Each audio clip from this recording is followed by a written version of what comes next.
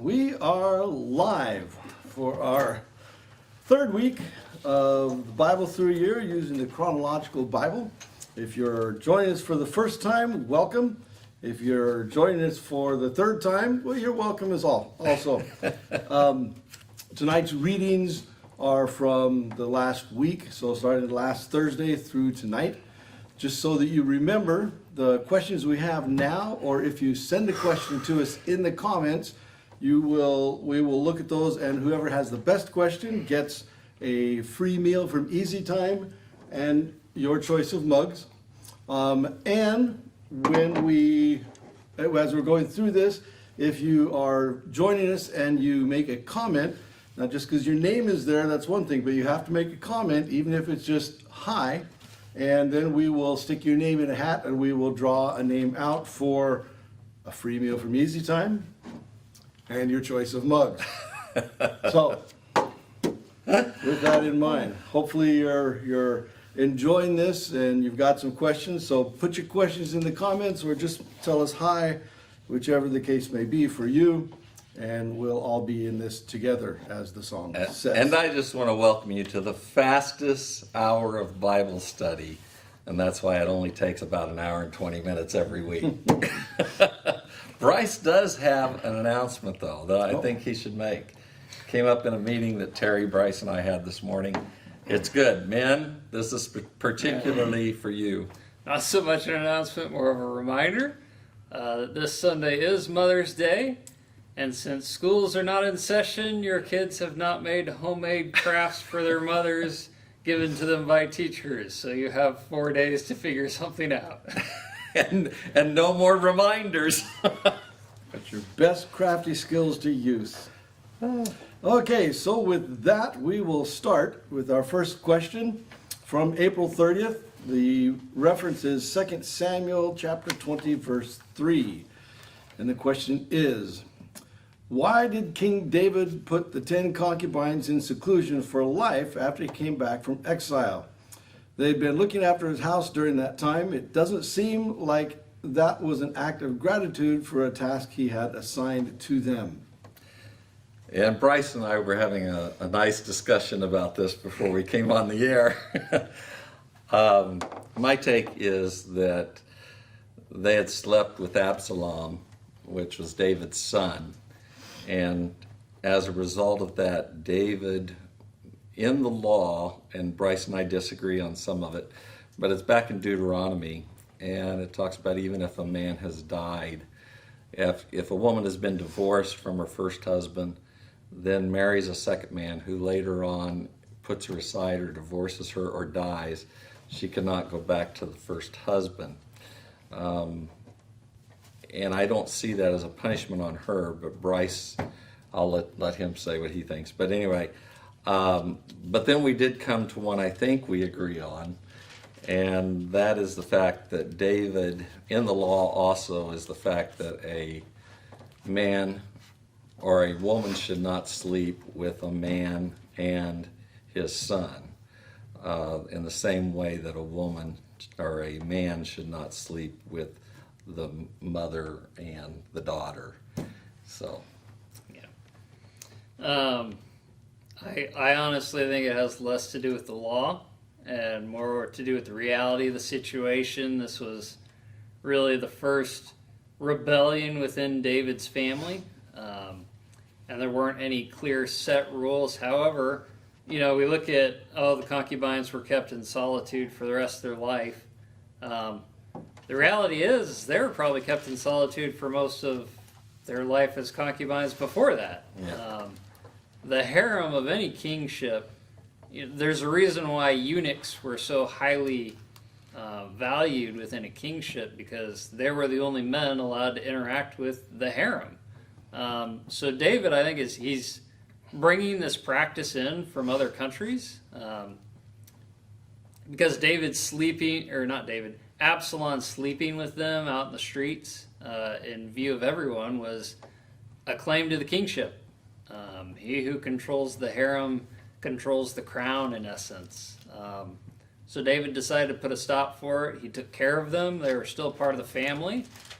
He just did not want to put that at risk. he needed to bring stability back to Israel. And so I think that's why he had this done. And I think it is important that you pointed out that, he didn't just kick them out. He put them in seclusion. He provided for them for the rest of their life. So it's not like they were just out there on their own. No, They're not in prison. Yeah. no, they're being very, very well treated and well cared for in the palace.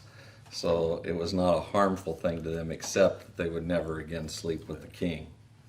And I don't disagree with that either because of the kingship, the whole situation Bryce outlined. So our next question comes from 2 Samuel 21, and it covers verses 1 through 14. And it says, in discussions on previous Bible studies, you have stated that David learned to seek God in things as his kingship continued. So the question is, when this famine went on for 3 years, why did it take David 3 years before he went to God and said, why? Is this the one regarding the where it was a choice that he made after he took the census? Or is No, a this is separate famine? before. This is before. This is the famine because of the Oh, Saul because murdering the Gibeonites. Gibeonites, okay. So again, the question is, why did David wait 3 years of famine before he bothered to ask God, why do we have this? I think part of the problem is this area is quite prone to famines. 1 year it happens, people are like, oh, it's an off year. 2 years it happens, we're just unlucky. Third year comes around. Uh-oh. Okay, God, we really need something to change here.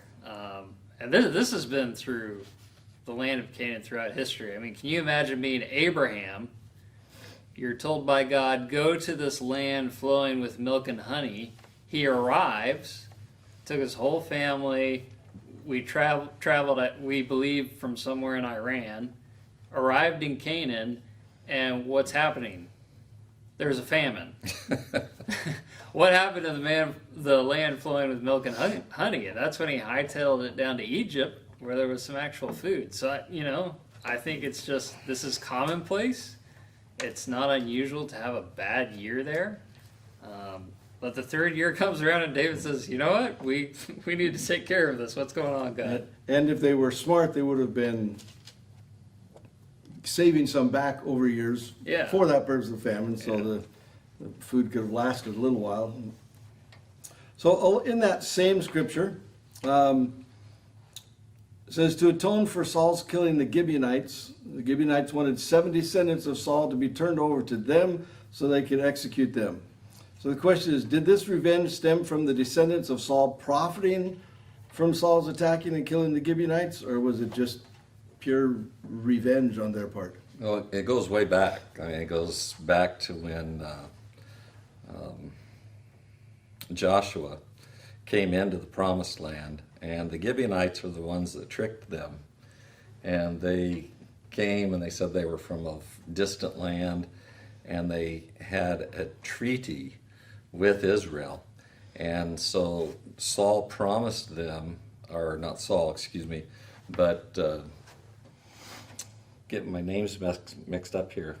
Joshua promised them, and all the people did, only to find out that they were next door neighbors and that they would be protected. And so even after that, Joshua went and defended the Gibeonites and saved them from the other people in the land.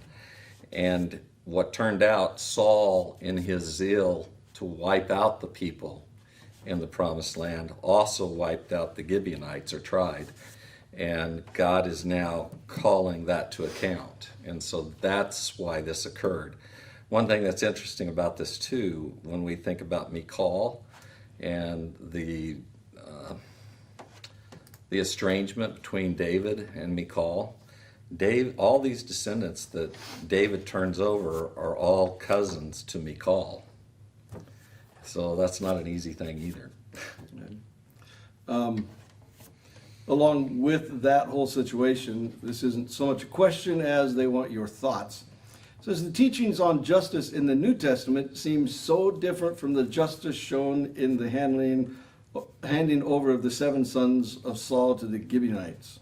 Your thoughts on the standards of what is right and wrong and justice?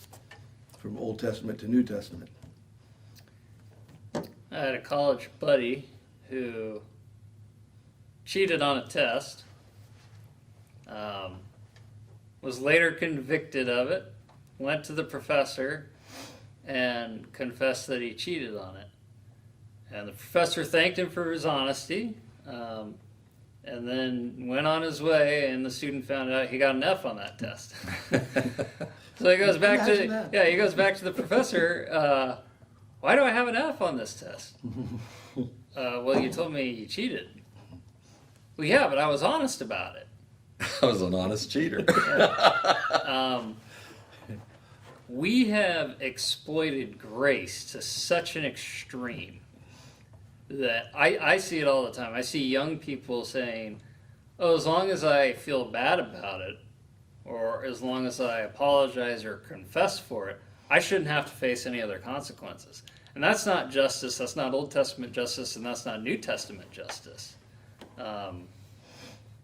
New Testament justice is softer than Old Testament justice. And I think it's because they finally get to the other half of the same coin. We look at Old Testament justice and it's very simple. You punish the wrong. New Testament justice, we often think, push them in the right direction. Right? The reality is it should be both. There is punishment, but it's punishment designed to push you in the right direction. I think one of the scariest stories in the New Testament is the story of Jesus and the woman caught in adultery. And he's writing things in the sand, and her accusers slowly walk away. One of the things that Jesus says at the beginning was, "He who is without sin, throw the first stone." And eventually everybody leaves, and of course Jesus engages the woman and says, "Where are your accusers?" Oh, they've all left. And Jesus says, "Then neither will I accuse you. Now go and sin no more." And the question remains, why didn't Jesus leave? Because he could throw the first stone. But he shows forgiveness, but he pushes her in the right direction. We don't know whether this was a fake setup or not. I tend to think she was caught in adultery. Yeah, they just didn't bring the guy along. They didn't do it correctly, and Jesus pushes her in the right direction. She was ridiculed, she was shamed in front of the entire community, and now Jesus wants to push her towards restoration. But it was a reminder, go and sin no more, don't do this. This is wrong. And it was also an indication, too, he had every right to judge. Yeah. And he is divine justice. He was the embodiment of divine justice. When I first read this, I was thinking, I'm not sure what difference you may be thinking about. Because I think about in Acts, when Barnabas had given a gift to the church, and then Sapphira and can't think of her husband's name right now, but they lied to the church about what they had given, and they were both struck down dead. That's justice. Seems very, very harsh, but God wanted to make sure that his church knew the consequences of falsely portraying something, an act of grace, for instance, or an act of giving to the church, and how difficult. You can't lie to God, and that's literally what it was. It was a lie to the church, but it was a lie to God, and you don't do that. God is the ultimate arbiter of justice. He is fully just. He is fully loving and merciful. Pray for his mercy every time because his justice is just. And that's what what Saul brought down on his descendants because of what he did to the Gibeonites. It seems cruel, and we can open up a whole another can of worms. Because in essence, this is capital punishment. It was sanctioned by the state of Israel to hand over these men. And it's hard for us to wrap our minds around because it seems to be one tribe against one very specific family. And we have instances of the cities of refuge and the Redeemer of blood can kill a person who killed their relative as long as they're outside the city. We just think, what's going on? But, I know a lot of people have different views about how far justice should go, taking of life, but, when I look at Scripture, I almost see killing for justice is a personal act. Whether I'm for or against capital punishment, I have to admit that there's something very cold about it.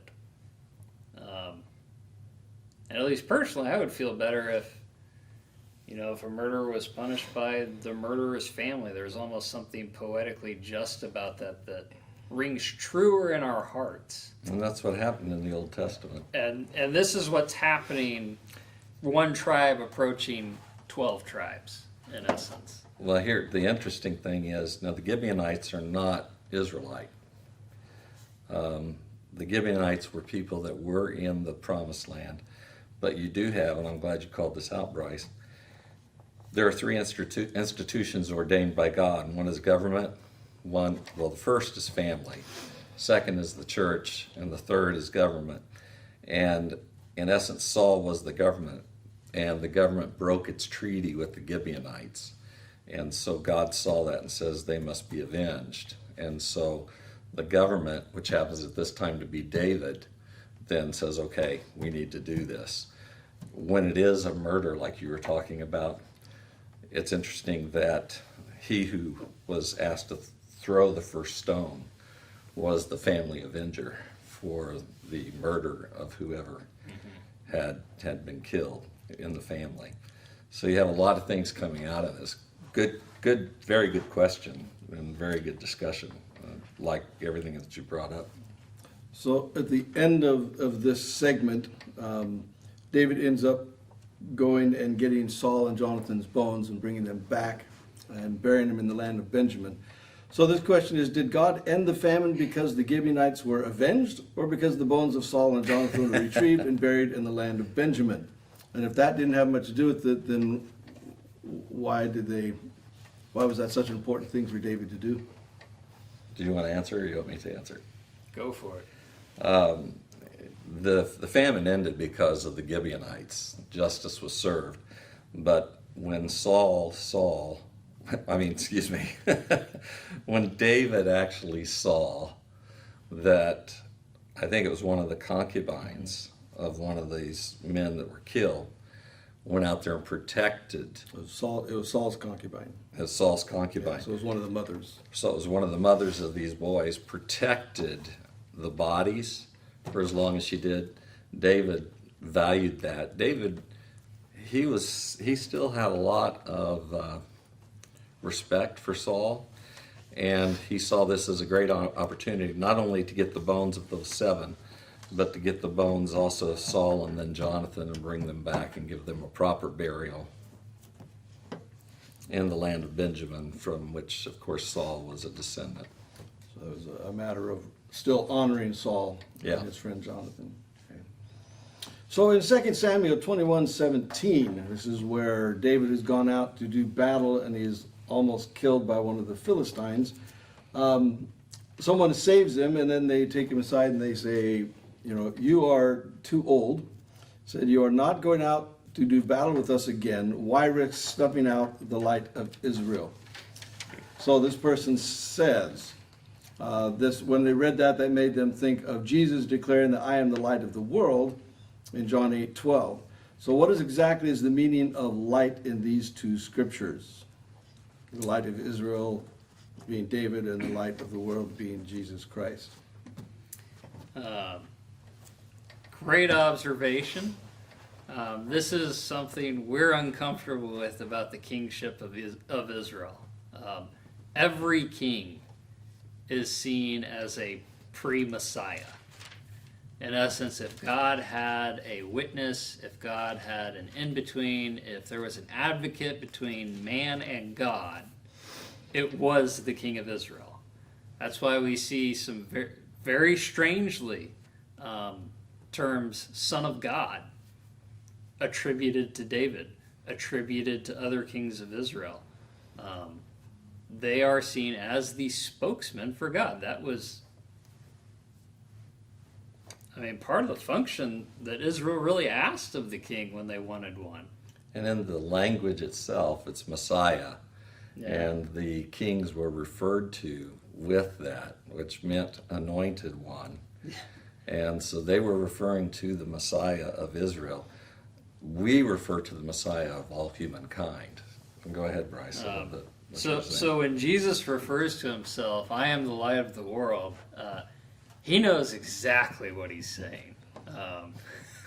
He's declaring without blatantly saying, hey guys, I'm the chosen one.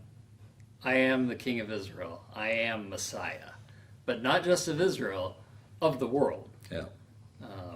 And the Pharisees knew he was doing that. The teachers of the law knew exactly what he was saying, and that's really why they really didn't like him. Like, how dare you declare yourself to be Messiah? They couldn't stand that he was saying, I am the Son of God. I'm not just a king, I am the king. Yeah. Good observation. So onward to May 2nd, 2 Samuel 24, 1 through 9, and 1 Chronicles 21, 1 through 6. Now, before we get into the census being taken and the problems with that, the very first verse there says, once again the anger of the Lord burned against Israel. But it doesn't tell us why the Lord's anger burned against Israel. Is there a reasoning? I've heard different things here, and I've also read it in commentaries. It wasn't only David.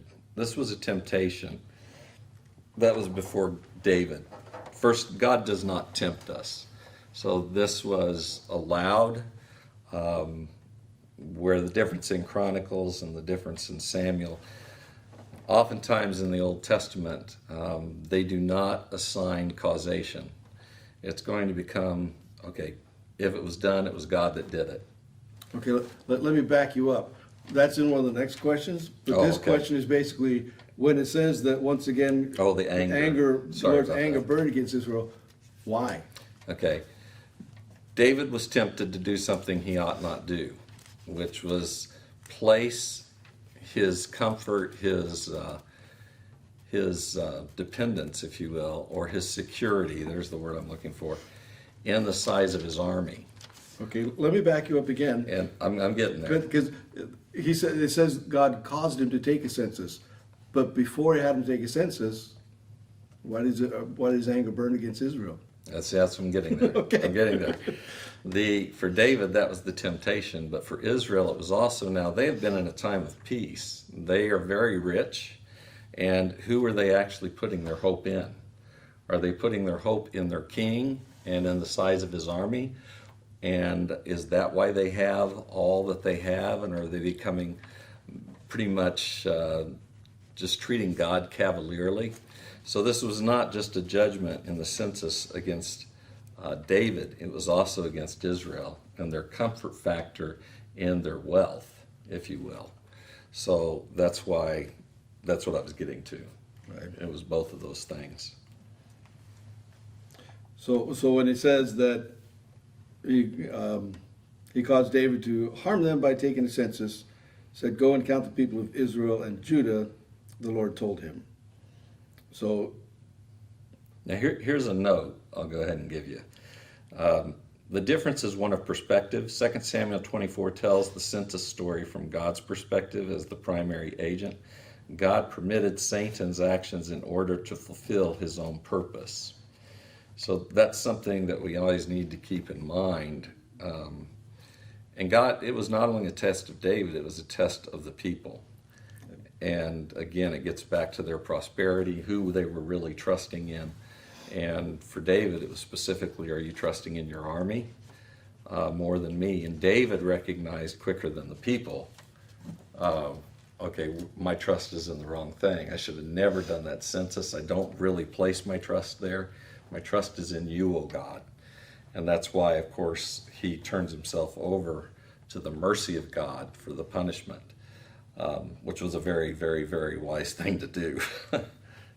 So you're saying that it was Samuel's from the perspective of God, you're saying that the anger he had and then caused David to take the census was because he knew their hearts, even before David took that step. Absolutely. He knew where their hearts were, so that's Absolutely. why his anger was there. Yeah. And it's not only perspective. This isn't the full thing. It's causation.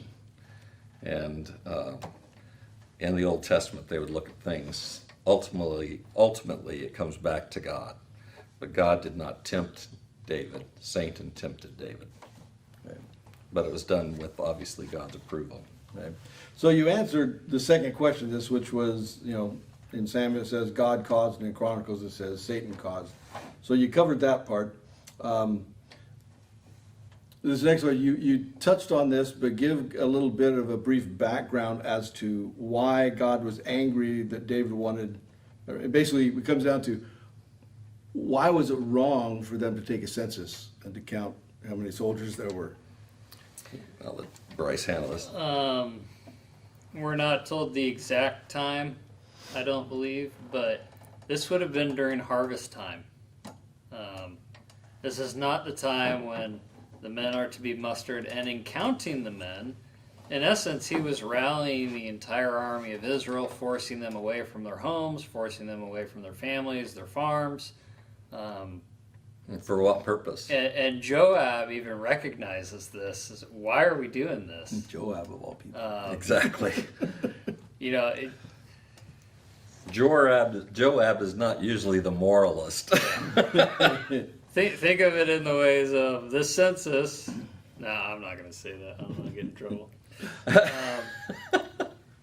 Economically, this is going to have ramifications.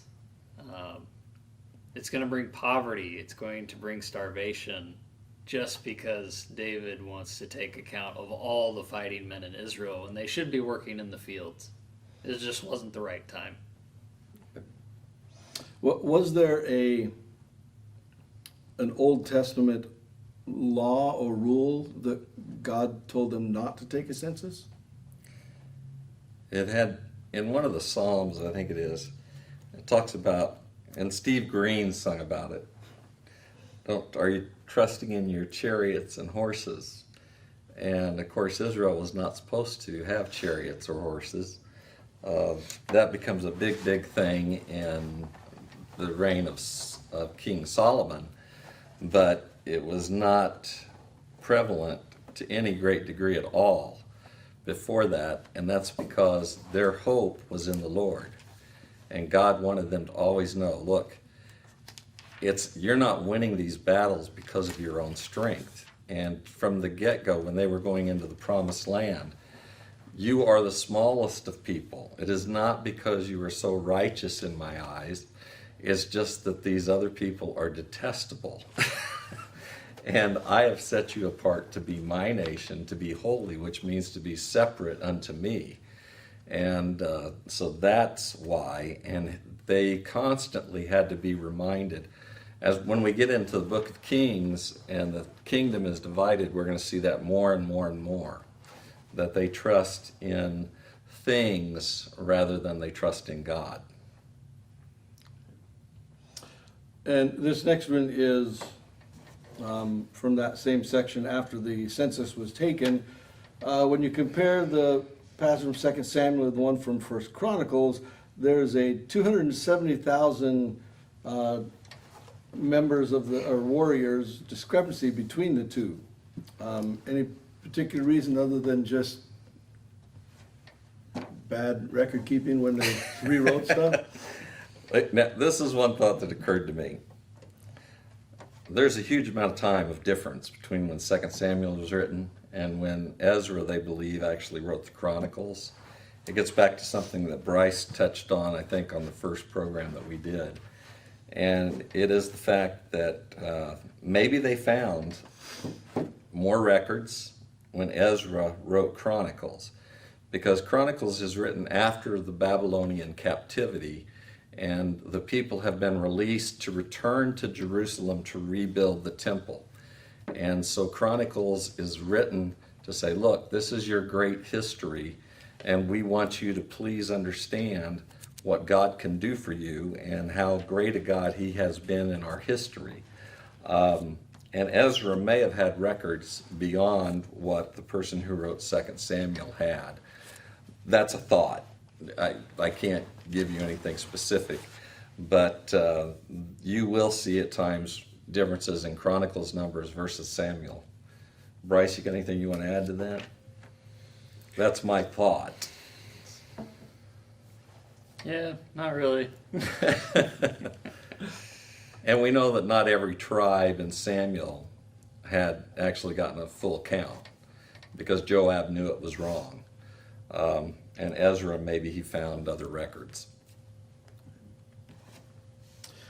I just noticed by looking here, for those of you who have had to drop off and come back on because things froze, I'm very sorry. Not our fault. We are also videotaping this, so if it has a whole lot of problems, we will take the videotape and we will stick it up for you to look at things later on if things freeze up too bad. Is it still doing that, Terry? Yes, off and on. So we'll see how things go. Okay, so moving on. Oh, another discrepancy. After this, when David went to build an altar, so he was buying the threshing floor, Samuel says that he purchased it for 50 pieces of silver, and Chronicles says he purchased it for 600 pieces of gold. Inflation. No, just kidding. I'll turn that over to Bryce. In today's money. It's often believed that the Israelites valued silver more than they did gold. Obviously I don't have the math right in front of me, but I wonder if 50 pieces of silver was actually worth 600 pieces of gold to the Israelites. And First Chronicles, they're coming from the east, from the Babylonians who dealt more in gold. It was more common.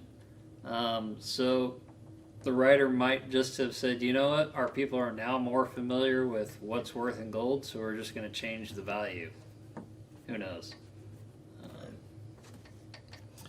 Good thought. We're going to pause for just a moment. I'm going to stop the live feed and restart it to see if that helps anything. So we'll be right back. Commercial break.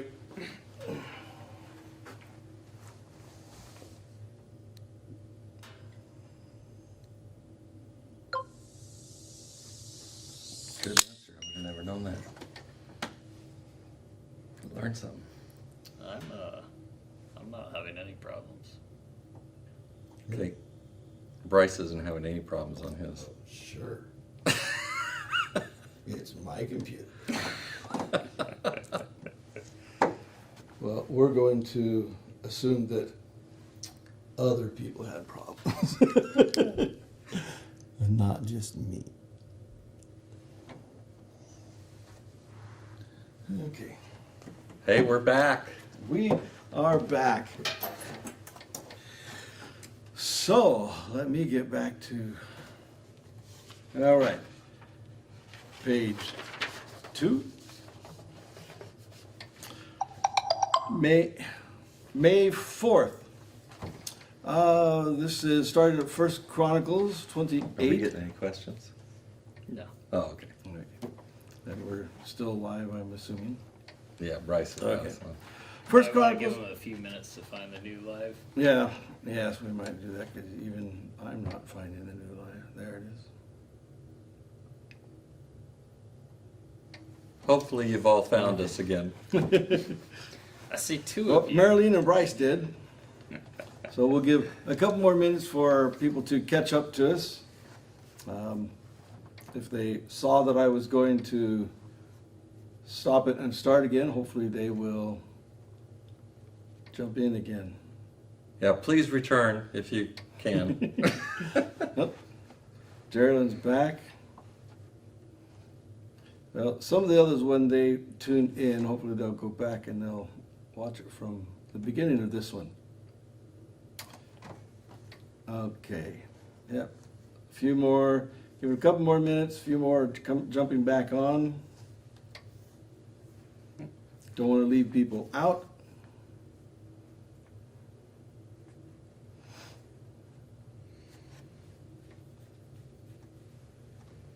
Okay, we're ready? Let's get started. Okay. So May 4th, 1 Chronicles 28, 1 through 21. This is where, and also referencing 1 Chronicles 22, 2 through 9. Earlier, when David wanted to build a temple, God told him, no, it will not be you, it will be your son. So we're given this whole referencing these two spots where David is amassing all this gold and silver and timber and everything that's needed to build the temple. He's laying out plans. He's doing basically everything except building it. Mm-hmm. Was he overstepping what he should have been doing? And just figured, well, God didn't tell me I couldn't prepare everything, just that I couldn't build it. It's a real good question, but I think it goes very much with my sermon on Sunday. David had 6 boys while he was ruler out of Hebron over Judah. And then he has, depending on where you look, he has up to a total of 18 or 20 by the time he is king of Israel. 4 of those sons are from Bathsheba. 4 survive. 5 actually come from Bathsheba. The last son of Bathsheba in Israel is Solomon. So oftentimes we think, well, Solomon must have been born right after the baby that died, because that's how the text goes, but that's not the case. And in fact, those first boys, if things were not under God, God does things differently, the firstborn would become the next king. But Amnon raped Tamar, was killed by Absalom. Absalom tries a coup on his father, and then Adonijah decides he's going to take the kingdom. He is now the 4th born, and he wants the kingdom when David's on his deathbed. And Bathsheba, Nathan, all these people in the court know that King David and God have chosen Solomon to be king. So David hurries and has Solomon anointed. Again, there's the anointing of King Solomon.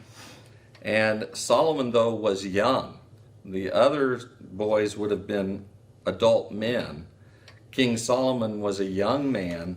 So David did all of this, and there's wonderful prayers that David looks at and wonderful speeches he gives to his son and in a prayer to God, asking that Solomon be given the support of the people and that God give him wisdom. And then Solomon himself prays for wisdom. But he's very, very young. He's inexperienced as a king. So David did everything he possibly could for the greatest event that David could think of, which was building a temple for God. He prepared everything. And then he wanted to have everything laid out.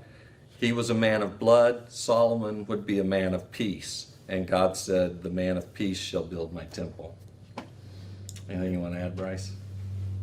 It's probably easier for David to trade for the materials because everybody was scared of him. You didn't mess with David. Yeah, he approaches the country of Tyre for the lumber, and they're like, yep, we don't want you to invade. But if Solomon did it, they probably would have thought, oh, you're just a kid. Who knows? Okay. 1 Chronicles 27, 1 through 15, still in May 4th. It says, we see a list of men who commanded 24,000 troops for a 1-month period, and there were 12 of them. First of all, was the Hebrew calendar different from the modern calendar, and did the 12 commanders have any correlation with the 12 tribes of Israel? More the 12 months of the year. Although the Hebrew calendar is different, it's still 12 months. Okay. Now, one thing I'll throw out there, just because it's interesting, of the sons that survived for David, the 11th son was Solomon. And of the tribes, of the 12 children of Israel, guess who was the 11th child? The prince of Egypt, Joseph. Just something to think about. I just threw that in there. No cost. No cost. This is also Israel's form of the U.S. National Guard, if you will. Israel did not have a professional army. The only professional soldiers were the 3 heroes who led the 30 mighty men, then the Kerethites, Pelethites, and Gittites, which were second-class citizens allowed to serve in the military rather than be wiped out. Everybody else, once a month, had to serve their time. That was kind of their devotion to their king. They served once a month in the military, and then they were allowed to go back home, and all the tribes shared in that. So, Okay. Going on to May 5th, 1 Chronicles 29:21. After David informed the assembly about the plans for the temple, the next day they provided sacrifices and burnt offerings of 1,000 bulls, 1,000 rams, and 1,000 lambs. So this person says, please comment on what that may have looked like and how they accomplished that many sacrifices. Been a slaughterhouse and a stink to heaven. a lot of priests. A lot of priests.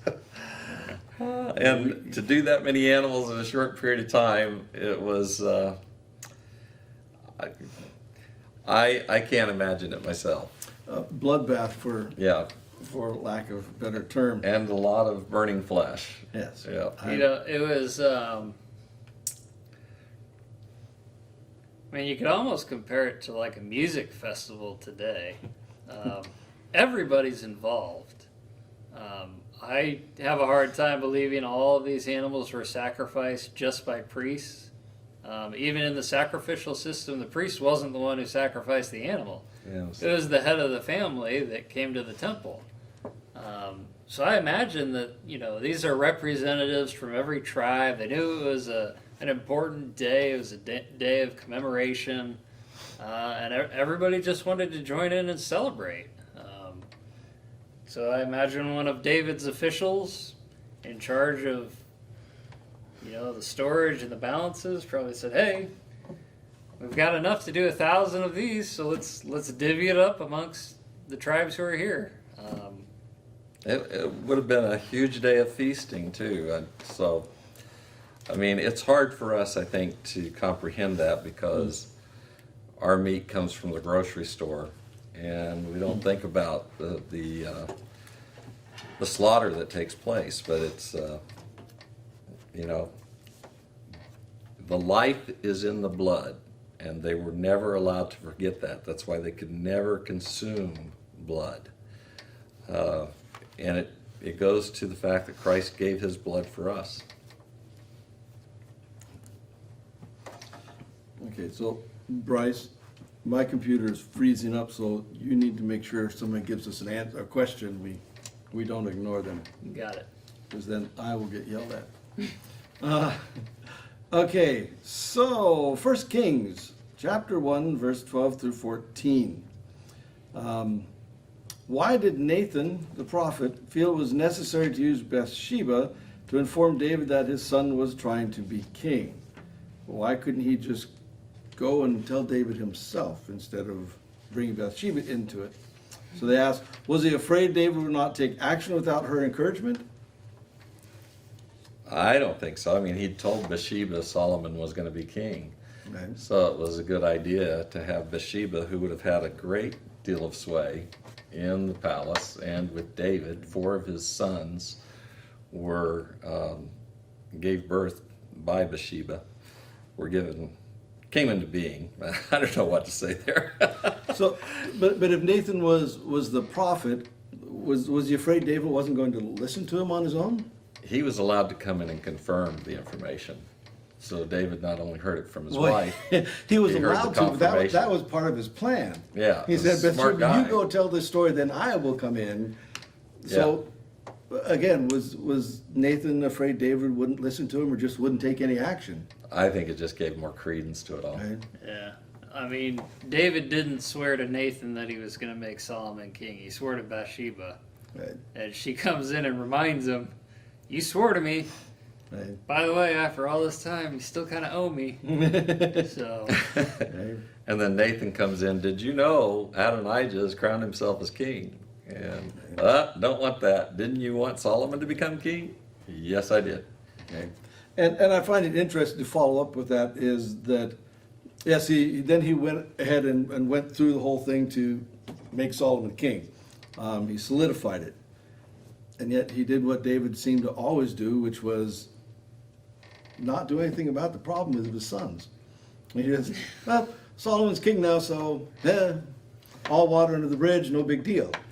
Although he does give Solomon specific does. instructions. He does. Not dealing with yeah, his sons, but again, with others. David didn't do anything. He had Right. someone else take care of the problem. Yeah, David's pretty old at this point too. Yes. He's 70, so or thereabouts. Okay, which then leads to this part, 1 Kings 2, 1 through 9. Says, Joab, we love Joab, demonstrated great loyalty to David time and time again. But However, he killed David's son Absalom against David's orders. He criticized David while David was mourning and told him he was being ungrateful and to stop crying and demonstrating such weakness. He killed Abner, he killed Amasa, and he sided against David in the attempted coup. So, again, David just let things go and never did anything. But in David's instructions to Solomon, he warns Solomon about Joab and tells him to make sure he does not live to be old and go to his grave in peace. Why did he leave that up to Solomon instead of taking care of those things himself? I'll let Bryce go for that. sorry, I was messaging people, so Oh. I saw that. Okay. He knew Joab was a murderer, but in his kingdom, there was a lot of politics. Joab was also a relative of David's. He was also from Judah, and David really wanted to unite the kingdom times before with Amasa and with Abner. And Joab, because of his jealous nature for power, had both of those men killed. And Joab is just a very interesting character in all of that. Why David did not take his life while he could have as king. He chose not to. And I just have to give... David shows a great deal of wisdom in his leadership as king, not so much as a father. Way too many times, and in the scripture it even says Adonijah was never disciplined It does. as a child. Says that being right there in black and white. Yeah. Not even so. Yeah, he said not even so much as saying, "Why are you doing that?" Yeah. And whatever he was doing. And it's interesting that David can't build the temple because he's a man of blood. David was not afraid to kill. Let's just be clear about that. But when it came to the relatives and the kingdom, he was pretty wise, and he knew that God's blessing was going to be upon Solomon, that there would be peace in Solomon's time. And I think he probably knew there wouldn't be peace as long as Joab lived. Right. And so he said, look, I've left this undone. Joab, Shimei. Oh, there's a question on that too. Oh, okay. All right. Okay. And these men, David was actually saying justice still needs to be meted out from the king of Israel. And Solomon, now you are it. Okay. So to follow that, since you brought him up, and how do you say his name? Shimei. Shimei. Oh, that's how I said it. Okay. So this was the man who, when David was fleeing Jerusalem from Absalom, he mocked David, he cursed David, he threw things at David and his men. And when his soldiers said you should do something about this, David said, "The Lord has told this man to do this." And then when they came back, this same man came and apologized to David, saying, "I'm sorry, that was out of line, I should not have done that." And again, his men say, "This man should be put to death." And David says, "No, I'll let him live."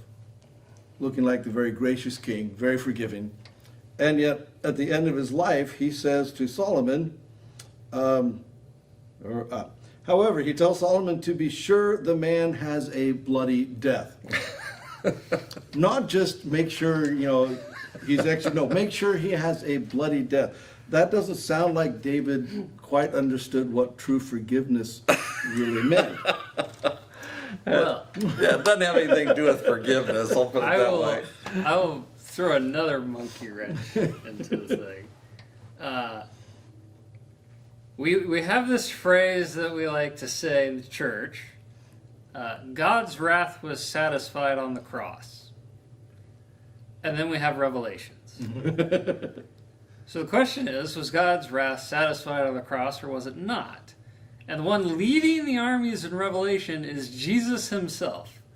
So much like David in this instance, Jesus offers forgiveness to everyone. Who However, will appropriate it. if you don't appropriate it, if you don't submit to the covenant with God, that relationship you enter in, Jesus will return. And all the wrath that he took on the cross, he gives back. So when I look at Shimeah's life, David's like, I gave you a chance, man. And you really didn't live up to the grace that you were shown, so now you have to pay the price. Well, and even with Solomon, gives him a good chance. Yeah. And he leaves. Dumb move. Yeah.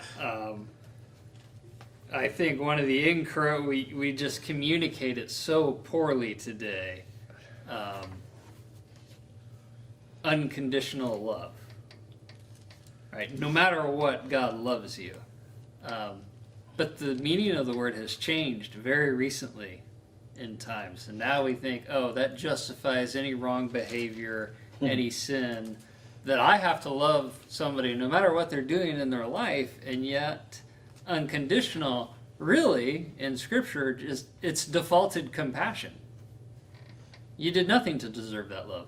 But God, for God so loved, for God decided to be compassionate, so he gave his only son for the entire world.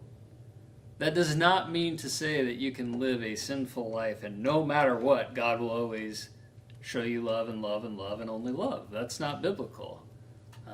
He wants to transform your life to change you to be like Jesus. And if you decide that's not what you want, a day will come when God will welcome those into his fellowship, into his love, and those who have rejected him, he will turn away, because that's what you choose.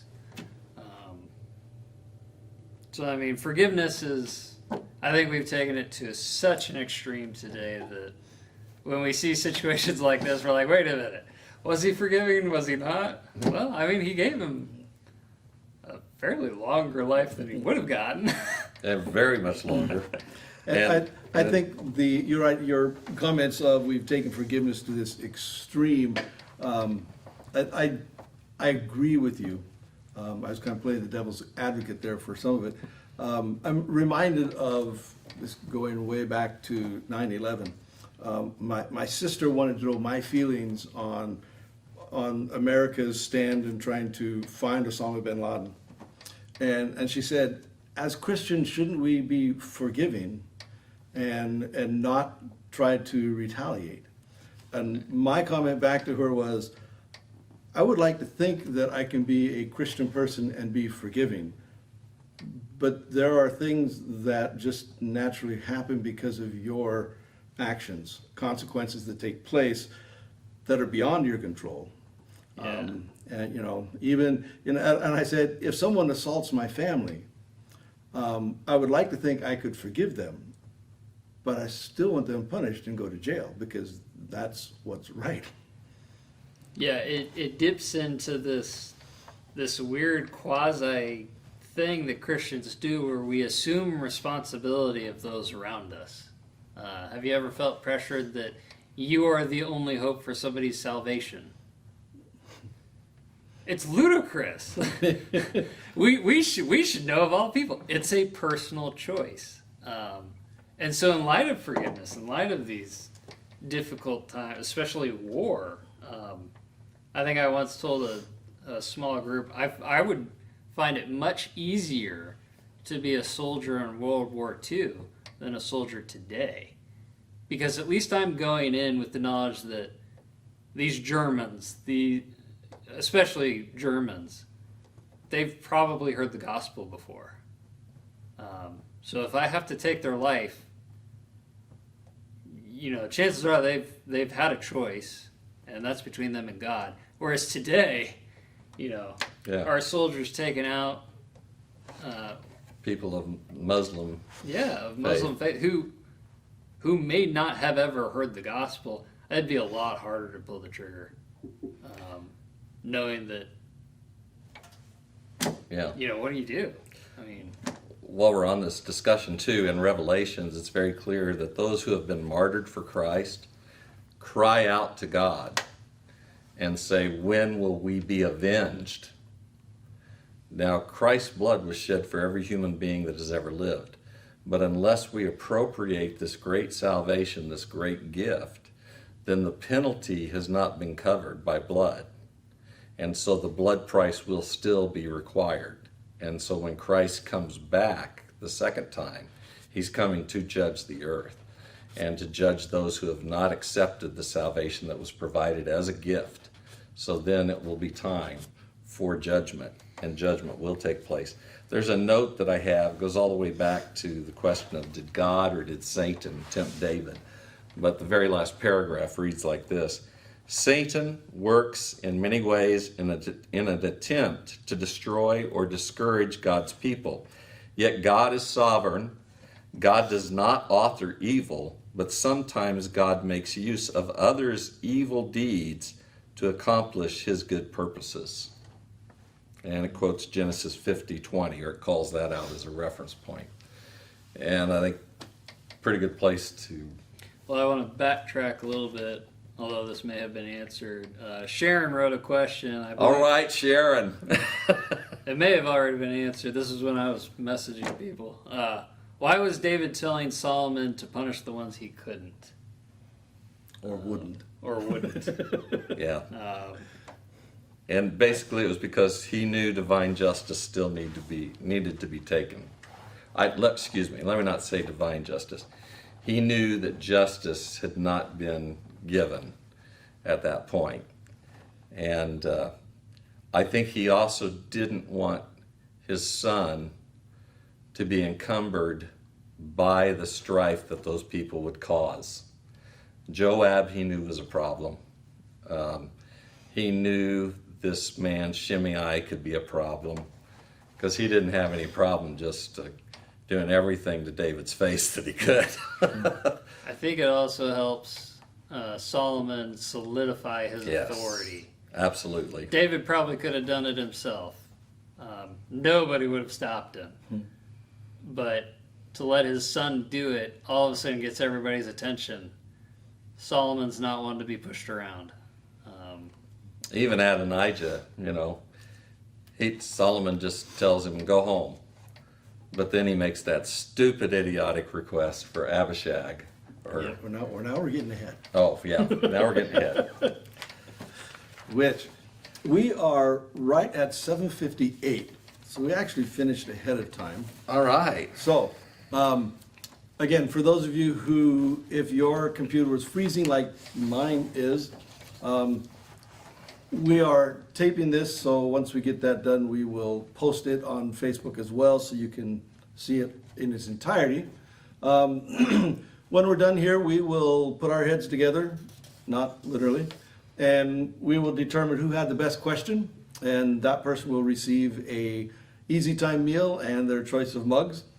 And we will also draw names out of a hat for all those of you who made a comment this evening of any kind, and you will win also an Easy Time meal and a mug of your choice. For next week, we will again be back. If you haven't looked ahead, you'll notice that the vast majority of the readings for next week are Psalms. They may not lead to near as many questions, but as you're reading through, think about and jot down some of the things. What is it saying to you? What feelings does it emote from you? And so next week, it may be more of comments of how you feel with some questions thrown in. But again, please help us out and give us some suggestions on topics to talk about from the readings and or questions and comments. Sing And a with that- song. No, let's not. And with that, I will go and I will shut things down and we will figure some things out. Thanks, everybody. Thanks for tuning in, and See you next week. see you then.